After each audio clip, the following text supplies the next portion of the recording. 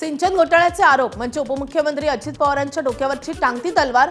भाजपचे मंत्री चंद्रशेखर बावनकुळेंच्या वक्तव्यामुळे पुन्हा एकदा याचा प्रत्यय आलाय। 70,000 कोटींच्या सुनावणीचा निकाल अजून लागलेला नाही असा उघड इशाराच बावनकुळेंनी अजित पवारांना दिलाय। सिंचन घोटाळ्यामध्ये 70,000 कोटींचे आरोप करणाऱ्यांच्या मांडीला मांडी लावून बसलोय अशा शब्दात अजित पवारांनी भाजपला खुलं आव्हान दिलं होतं। मात्र आम्ही मागची पानं चालली तर अजित पवारांना बोलता येणार नाही अशा शब्दात बावनकुळेंनी पवारांना जाहीर धमकी दिली आहे। खूप काही अभिमानास्पद नाहीये। शेवटी कोर्टामध्ये जे काही केस चालू आहे त्यातले जे काही निकाल येतील त्यावरच आपण पुढे जाऊ। शेवटी कोर्ट केस अजूनही विचाराधीन आहे, अजूनही कोर्टाचे निकाल लागले नाहीये। त्यामुळे मला असं वाटतं अजितदादांनी अशा गोष्टी किमान अजितदादा तसे प्रगल्भ लीडर आहे, त्यांनी अशा बाबी एवढ्या छोट्या निवडणुकीमध्ये काढणे आणि एका महानगरपालिकेच्या निवडणुकीमध्ये महायुतीमध्ये मनभेद तयार करणे हे काही मला वाटतं योग्य नाही आहे। अजितदादा याचा विचार करतील। बोलता येण्यालायक खूप आहे पण आज ते दिवस नाही। तर सिंचन घोटाळ्याच्या मुद्द्यावरून भाजपने इशारा दिल्यावर अजित पवारांनी मात्र मौन बाळगले। इतर मुद्द्यांवर निवडणुकीनंतर बोलणार असं थेट अजित पवारांनी सांगितलंय। तुम्हाला कुठून तरी काहीतरी आमच्यात अंतर कसं वाढेल अशा प्रकारचे प्रश्न विचारून तुम्ही त्याला एक हे देण्याचा प्रयत्न करताय। मला आत्ता फक्त महानगरपालिका मी ज्या महानगरपालिकेमध्ये जाईल त्याचबद्दल मी प्रश्नाचे उत्तर देईन। इतर तुम्ही प्रश्न विचारले तर त्याला नो कॉमेंट्स। मी निवडणुका संपल्यानंतर प्रत्येक प्रश्नाला उत्तर द्यायला बांधील।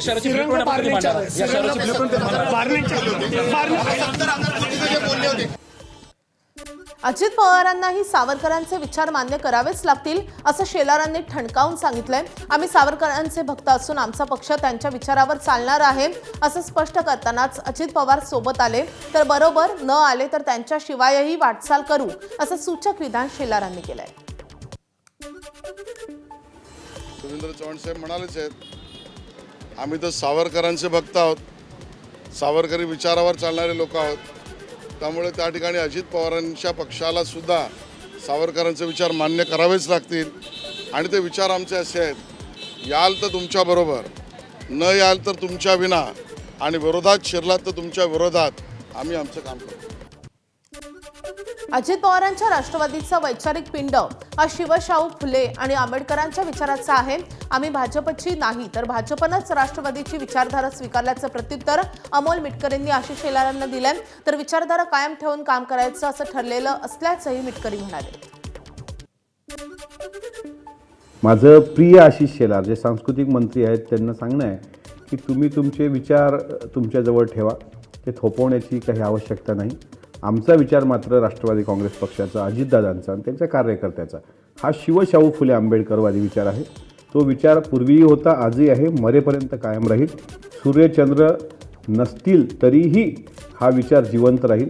तुमची विचारधारा आम्ही स्वीकारतो की नाही मला माहीत नाही, पण आमची विचारधारा स्वीकारल्याशिवाय तुम्हाला पुढे जाता येत नाही हे मात्र तितकं सत्य आहे। सोमवारी पिंपरी चिंचवड महापालिकेसाठी अजित पवारांची तिसरी सभा पार पडली आहे। यावेळी शिवशाहू फुले आंबेडकरांच्या विचारधारेनं, शाहीर अण्णाभाऊ साठेंच्या विचारधारेनं, पुण्यश्लोक अहिल्यादेवी होळकरांच्या विचारधारेनं, क्रांतीज्योती सावित्रीबाई फुलेंच्या विचारधारेनं, राजमाता जिजाऊंच्या विचारधारेनं, रमाई मातेच्या विचारधारेनं, मौलाना आझाद यांच्या विचारधारेनं आम्ही पुढे जातोय असा उल्लेख आवर्जून अजित पवारांनी केलाय। सावरकरांचे विचार स्वीकारावे लागतील असं आशिष शेलार म्हणाले होते आणि त्यानंतर अजित पवारांनी अनेक थोर महापुरुषांची नावं घेत पक्षाची विचारधारा स्पष्ट केली आहे। संदीपनी ज्यावेळेस तुम्ही संदीपला संधी दिली त्यावेळेस ते कशी कामं करायची मला माहिती होतं। माझं सरकार नव्हतं पण मी पालकमंत्री होतो, त्याच्यामुळे मी त्यांना म्हणायचो की हो तुमच्यासारख्यांची मला गरज आहे, आपण बरोबर काम करू। मला काही दुसरी इथनं अपेक्षा नाहीये। काकाच्या पुण्याईनं माझं लय बरं चाललेलं, गळ्याच्या खोटं बोलत नाही, त्याच्यामुळं आपण त्याबद्दल माझी काही काळजी करू नका। आम्ही यावेळेस तुतारीला आणि घड्याळाला बरोबर घेतलंय, आम्हाला वाद घालायचा नाही। मागचं झालं गेलं गंगेला मिळालं, आता आपण सगळ्यांनी एकोप्याने काम करायचंय। पुणे आणि पिंपरी चिंचवडमध्ये भाजप विरुद्ध अजित पवारांचे राष्ट्रवादी असा सरळ सामना रंगतोय आणि त्यामुळे भाजपला शह देण्यासाठी अजित पवारांनी प्रचार सभांचा धुरळा उडवलाय। उमेदवारांचा प्रचार करताना अजित पवारांनी पुन्हा एकदा दोन्ही राष्ट्रवादी एकत्रित येण्याचे संकेत दिलेत. काकांच्या कृपेने चांगले चालले असं सांगताना साहेबांचं नेतृत्व म्हणजे पुढची दृष्टी असणारं नेतृत्व अशा शब्दात त्यांनी कौतुक केलंय.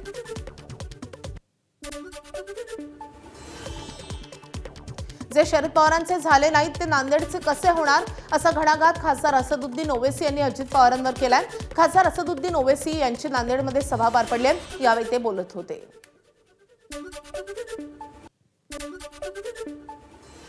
सैयद मोइन और फिरोज लाला बोल रहे थे कि अजीत पवार के भी कैंडिडेट हैं। अजीत पवार, तुम शरद पवार के नहीं हुए, तुम नांदेड़ के क्या हो सकते हो?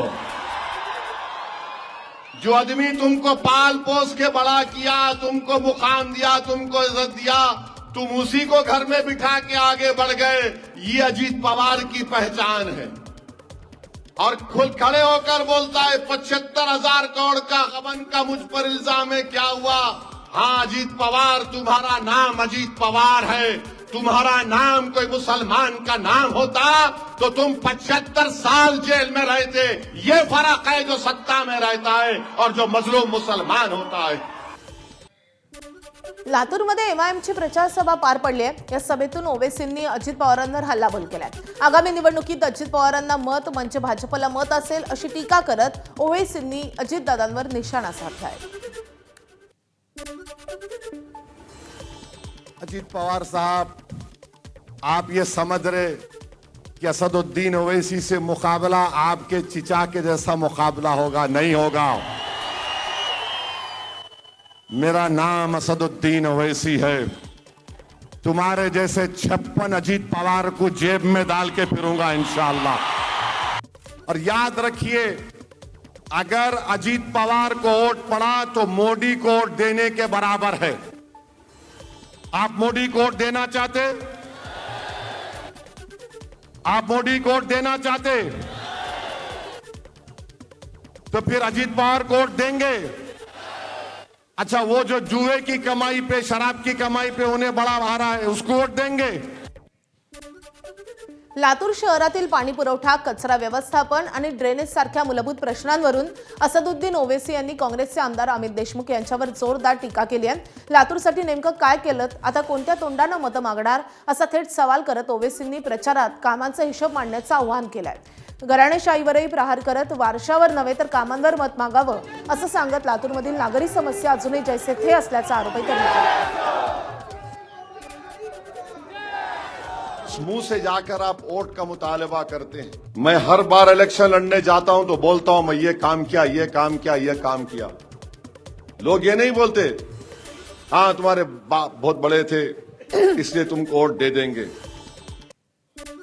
अमरावतीत प्रचार सभेवेळी नवनीत राणांनी ओवैसींवर घणाघाती टीका केली आहे. ओवैसी, तुझी दादागिरी पाकिस्तानमध्ये चालेल, इथे नाही असं नवनीत राणांनी ठणकावलंय. तर नवनीत राणांनी ओवैसींचा घुसखोर असाही उल्लेख केलाय.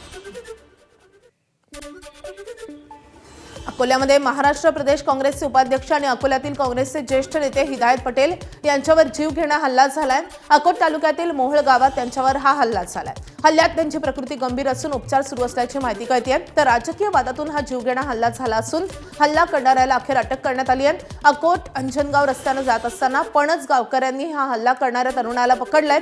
पोलिसांनी घटनास्थळी दाखल होत आरोपीला ताब्यात घेतलंय.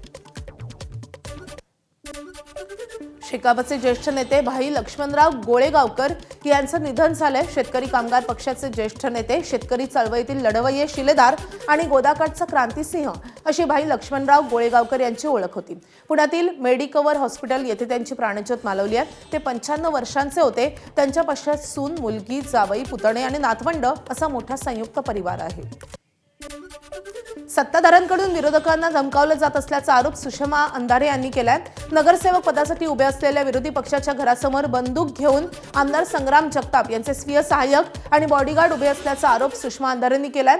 तसा व्हिडिओही त्यांनी सोशल मीडियावर पोस्ट केलाय. त्यानंतर त्यांच्या आरोपावर संग्राम जगताप यांनी प्रतिक्रिया देत हे सगळे आरोप फेटाळून लावले. कुणीतरी एखाद्या चिल्लर लोक जे असतात ती कुठेतरी व्हिडिओ आपल्याला पाठवतात आणि त्याची आपण शहानिशा न करता आपण जे पोस्ट करतो याचं काही लोकांना समजलं पाहिजे, भान पाहिजे की कुठला व्हिडिओ आहे, काय आहे. शेवटी प्रशासन आहे. प्रत्येक ठिकाणी आज पण ते फुटेज कुणी मोबाईल काढण्यापेक्षा आज अनेक ठिकाणी सीसीटीव्ही कॅमेरे आहेत. आज असे काही तुरळकच भाग असतील ग्रामीण भागामध्ये की कुठं सीसीटीव्ही फुटेज नाहीत आणि पोलीस प्रशासन म्हटलं की त्याचं अगदी मोबाईल टावर लोकेशनपासून असतं आणि पोलीस स्वतः ते कर्मचारी असतात, त्यांना वरिष्ठ आहेत, त्यांना विचारणारे आहेत. ते आरोप करत असताना एखादा व्हिडिओ टाकत असताना माझी पोलीस प्रशासनाला विनंती आहे की जर तुमची दिशाभूल करत असतील आणि पोलिसांवर जर आरोप करत असतील तर महाराष्ट्र सरकारच्या पोलीस विभागाने या अशा लोकांवरती कायदेशीर गुन्हे देखील दाखल केले पाहिजे. सांगली महापालिका निवडणुकीसाठी राष्ट्रवादी शरद पवार पक्षाचे जयंत पाटील आणि खासदार विशाल पाटील एकत्रित सभा घेत आहेत. या सभेतून जयंत पाटील आणि विशाल पाटील भाजपवर टीका करतायत. काँग्रेसला या देशातून हाकला असं भाजपचे लोक म्हणत होते. मात्र आजची भाजप ही काँग्रेस युक्त भाजप झाल्याचा हल्लाबोल जयंत पाटलांनी केलाय. तर भाजपात एवढे काँग्रेसचे लोक गेलेत की निष्ठावंत भाजपवाले सतरंजा उचलतायत. तर जे काँग्रेसमधून भाजपमध्ये गेलेत त्यांनी भाजप पक्षाचा ताबा घेतलाय अशी खरबरीत टीकाही जयंत पाटलांनी केली आहे. अकोल्याच्या बाळापूरचे ठाकरेंच्या शिवसेनेचे आमदार नितीन देशमुख यांनी एकनाथ शिंदेंचा सैतान असा उल्लेख केलाय. शिंदे भगव्याच्या आड लपलेले सैतान असल्याचा हल्लाबोल नितीन देशमुखांनी केलाय. उमरीतील प्रचार सभेत ते बोलत होते. शिंदेंच्या पक्षाचं आयुष्य हे कोंबडीच्या आयुष्या एवढं असून ज्या दिवशी भाजप त्यांना कापून खाईल त्या दिवशी त्यांचं आयुष्य संपणार असल्याची टीकाही नितीन देशमुख यांनी केली आहे. मीरा भाईंदर महानगरपालिका सार्वत्रिक निवडणुकीसाठी काँग्रेस पक्षानं जनहित, विकास आणि सुशासनावर आधारित आपला जाहीरनामा प्रकाशित केलाय. जाहीरनाम्यात कायमस्वरूपी जलपुरवठा, खड्डेमुक्त रस्ते, मेट्रो प्रकल्पाची पूर्तता, सक्षम बस सेवा, त्यासोबतच वैज्ञानिक कचरा व्यवस्थापन, भूमिगत गटार योजना, आधुनिक आरोग्य सुविधा व स्वच्छ सार्वजनिक शौचालयांना प्राधान्य देण्यात आले. त्याचबरोबर महिला सक्षमीकरण, क्रीडांगणांचा विकास, सायबर गुन्ह्यांवर नियंत्रण, पर्यावरण संरक्षण व हरित शहर अभियान या मुद्द्यांवरही काँग्रेसकडून भर देण्यात आला आहे. मीरा भाईंदरमध्ये भाजप आणि शिंदेंच्या शिवसेनेतील संघर्ष आता आणखीनच तीव्र झालाय. भाजप आमदार नरेंद्र मेहता कलंकित असल्याचा आरोप मंत्री प्रताप सरनाईकांनी केलाय. महसूल मंत्री चंद्रशेखर बावनकुळे यांनी नरेंद्र मेहतांचा भूमाफिया नरेंद्र मेहता असा उल्लेख केल्याचंही प्रताप सरनाईक म्हणाले. नरेंद्र मेहतांवर अनेक गंभीर गुन्हे दाखल झाले असल्याचे प्रताप सरनाईकांनी म्हटलंय. तर प्रताप सरनाईकच भूमाफिया आहेत. त्यांनी 80 कोटींची जमीन 3 कोटीत घेतल्याचा आरोप नरेंद्र मेहतांनी केलाय. प्रताप सरनाईकांवर ईडीचा कलंक न पुसणारा असल्याचंही नरेंद्र मेहता म्हणाले. भिवंडी महानगरपालिकेसाठी अजित पवारांनी शक्ती प्रदर्शन केलंय. भिवंडीत वार्ड क्रमांक 20 मध्ये अजित पवारांची भव्य प्रचार रॅली पार पडली आहे. वार्ड क्रमांक 20 मधील उमेदवार राहुल पाटील, स्वप्नाली नाईक आणि साखराबाई बगाडे आणि सुशांत मात्रे यांच्या प्रचारासाठी भव्य प्रचार रॅलीचं आयोजन करण्यात आलं होतं. निवडून आल्यानंतर रखडलेली विकास कामे करू अशी ग्वाही देखील यावेळी उमेदवारांनी दिली आहे. घराणेशाहीवर टीका करणाऱ्या शिवसेनेतच उमेदवारीवरून नवा वाद निर्माण झाला. वनमंत्री गणेश नाईक यांच्यासह घराणेशाहीवर टीका होत असतानाच शिवसेनेचे उपनेते विजय चौगुले यांनी स्वतःसह आपल्या 3 मुलांना निवडणुकीच्या रिंगणात उतरवलंय. ऐरोली आणि दिघा परिसरातून विजय चौगुले, ममित आणि चांदणी आणि शुभम चौगुले असे एकाच घरातील 4 उमेदवार रिंगणात आहेत. सक्षम उमेदवार न मिळाल्यामुळे पक्षानं ही उमेदवारी दिल्याचं स्पष्टीकरण विजय चौगुले यांनी दिलं असून झोपडपट्टी पुनर्विकासाला प्राधान्य देणार असल्याचं आश्वासनही त्यांनी दिलंय. भिवंडी महानगरपालिका निवडणुकीच्या पार्श्वभूमीवर वार्ड क्रमांक 19 मध्ये समाजवादी पक्षानं प्रचाराची जोरदार सुरुवात केली आहे. गल्लीबोळातून काढलेल्या भव्य प्रचार रॅलीला नागरिकांचा मोठा प्रतिसाद लाभलाय. या वॉर्डमधून सरोज भगवान टावरे, सलमा बानो शेख, अल कामह अब्दुल्ला अन्सारी आणि अमन खान हे उमेदवार निवडणुकीच्या रिंगणात उतरले. प्रचारादरम्यान रस्त्यांची दुरवस्था, गटार, शिक्षण आणि अंमली पदार्थांचा प्रश्न, यंत्रमाग कामगारांच्या अडचणी यावर भर देण्यात आलाय. विकास, स्वच्छता आणि रोजगाराच्या मुद्द्यांवर समाजवादी पक्षानं शक्ती प्रदर्शन करत बदलाची गरज अधोरेखित केली आहे. पुण्यातील कुप्रसिद्ध आंदेकर टोळीचा प्रमुख बंडू आंदेकरच्या कुटुंबियांनी पुणे महानगरपालिका निवडणुकीसाठी उमेदवारी अर्ज दाखल केलाय आणि त्यामुळे नानापेठ परिसरातील राजकीय गणित बदलण्याची शक्यता आहे. आयुष कोमकर हत्या प्रकरणात सध्या न्यायालयीन कोठडीत असलेल्या माजी नगरसेविका लक्ष्मी आंदेकर या आता तुरुंगातूनच निवडणूक लढवणार आहेत. प्रभाग क्रमांक 23 रविवार पेठ, नानापेठमधून लक्ष्मी आंदेकर आणि सोनाली आंदेकर निवडणुकीच्या रिंगणात आहेत. दोघींना अजित पवारांच्या राष्ट्रवादी काँग्रेसकडून उमेदवारी मिळाली आहे. महापालिका निवडणुकीसाठी पुण्यात राष्ट्रवादी काँग्रेसच्या नेत्या रुपाली पाटील ठोंबरे करत असलेल्या प्रचाराची जोरदार चर्चा सुरू आहे. कपाळावर चंद्रकोर, काळा गॉगल चढवत चक्क बाईकवरून रुपाली पाटील या प्रचार करतायत. पुण्यातील 25 आणि 26 दोन्ही प्रभागातून त्या उमेदवार आहेत. पेठ परिसरातले रस्ते अरुंद आणि लहान असल्यामुळे बाईकवरून प्रचार करणं रुपाली यांनी पसंत केलंय. अखिल भारतीय सफाई मजदूर काँग्रेसचे राष्ट्रीय अध्यक्ष गोविंदभाई परमार आणि त्यांच्या शेकडो पदाधिकाऱ्यांनी भाजपमध्ये प्रवेश केलाय. मुख्यमंत्री देवेंद्र फडणवीसांच्या उपस्थितीत हे पक्षप्रवेश पार पडलेत. विशेष म्हणजे या संघटनेचे देशभरात 15 राज्यात 1.5 लाखांच्या वर सदस्य आहेत, तर महाराष्ट्रात हजारो कार्यकर्ते आहेत आणि त्यामुळे सफाई कामगारांच्या क्षेत्रात भाजपनं या प्रवेशाच्या माध्यमातून मोठी बाजी मारल्याचं बोललं जात आहे.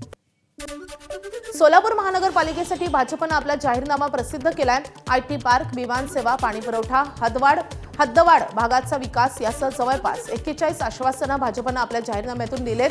मागील अनेक वर्षापासून सोलापूरच्या पाण्याचा प्रश्न प्रलंबित असून प्रत्येक निवडणुकीत याच प्रश्नावर निवडणूक गाजत असते. भाजपचे 892 कोटी रुपयांची पाणीपुरवठा निवडणुकीपूर्वीच मंजूर केली असून त्याचा प्रचारही जोमात केला जातोय. राष्ट्रवादी काँग्रेस, शरदचंद्र पवार पक्षानं बिनविरोध निवड झालेल्या उमेदवारांच्या विरोधात आक्रमक भूमिका घेतली आहे. ज्या ठिकाणी बिनविरोध निवडणुका झाल्या आहेत तिथे पुन्हा निवडणुका घ्याव्यात अशी मागणी करत पक्षानं निवडणूक आयोगाला पत्र पाठवलंय.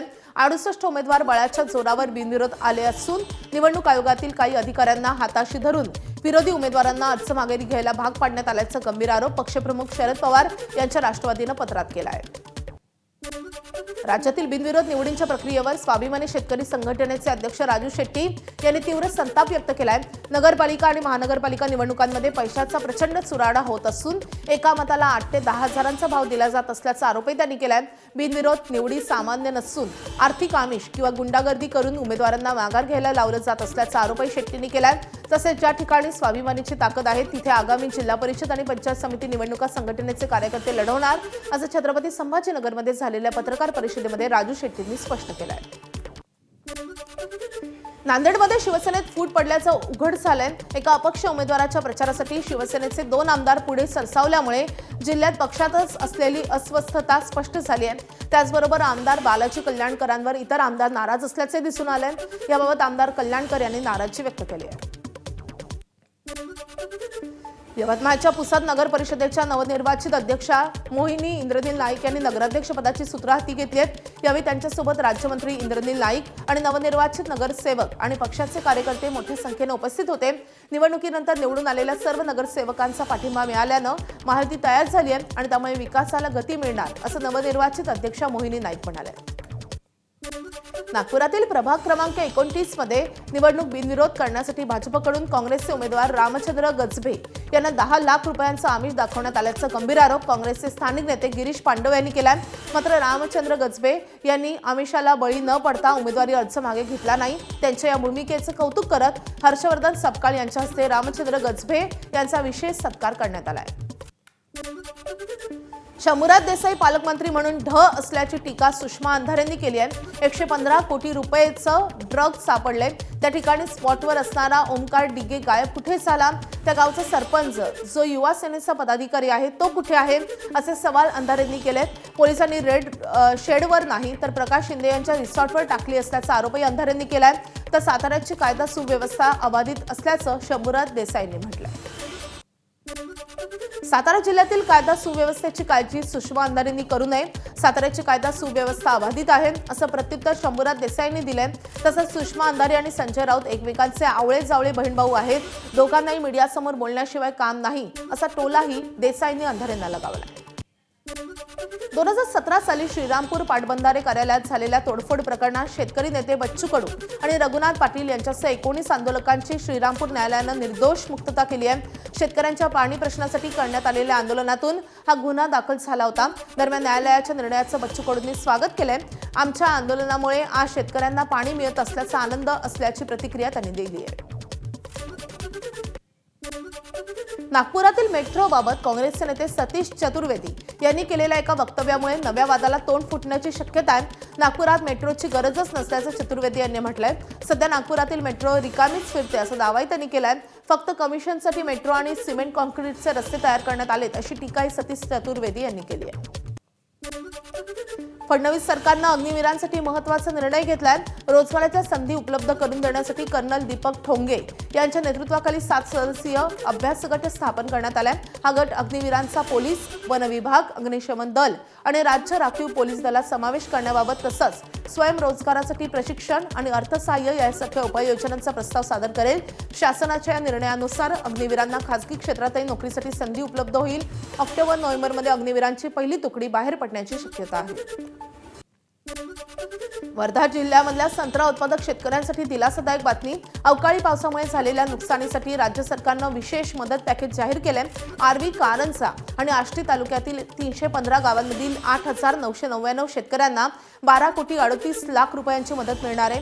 5,506 हेक्टर क्षेत्राचं नुकसान झाल्याच्या पार्श्वभूमीवर जिल्हाधिकारी वर्धा आणि नागपूर विभागीय आयुक्तांच्या प्रस्तावानुसार ही मदत मंजूर झाली आहे. ही रक्कम डीबीटीद्वारे थेट शेतकऱ्यांच्या बँक खात्यात जमा होईल. मुंबईतल्या ढासळत चाललेल्या हवेच्या गुणवत्तेबाबत राष्ट्रवादी काँग्रेस शरदचंद्र पवार पक्षाच्या खासदार सुप्रिया सुळे यांनी एक पोस्ट करत तीव्र चिंता व्यक्त केली आहे. मुंबईची हवेची गुणवत्ता गंभीर पातळीवर पोहोचल्यामुळे सार्वजनिक आरोग्याला मोठा धोका निर्माण झाल्याचे त्यांनी म्हटलंय. पुण्यातही अशीच परिस्थिती असल्याचं नमूद करत हा प्रश्न केवळ मर्यादित नसून एक संरचनात्मक आव्हान असल्याचं सुळे म्हणाल्यात. लहान मुलं, तरुण आणि दुर्बळ नागरिकांवर याचा परिणाम होत असल्याचं सांगत प्रदूषण नियंत्रणासाठी वाहतूक, शहर नियोजन आणि पर्यावरण नियमनात केंद्र सरकारनं दीर्घकालीन आणि समन्वित उपाययोजना कराव्यात असं आवाहनही त्यांनी केलंय. भाजपचे प्रदेशाध्यक्ष रवींद्र चव्हाणांनी लातूरमध्ये विलासराव देशमुखांविषयी केलेल्या वक्तव्याचा निषेधार्थ जालन्यात मराठा क्रांती मोर्चा आक्रमक झालाय. त्यांनी प्रदेशाध्यक्ष रवींद्र चव्हाण यांच्या फोटोला जोडे मारत आंदोलन केलंय. तसंच रवींद्र चव्हाणांनी लातूरमध्ये जाऊन माफी मागितली नाही तर महाराष्ट्र बंदची हाकही देणार आहे असा इशाराही मराठी क्रांती मोर्चानं दिलाय. एबीपी माझा, उघडा डोळे बघा नीट.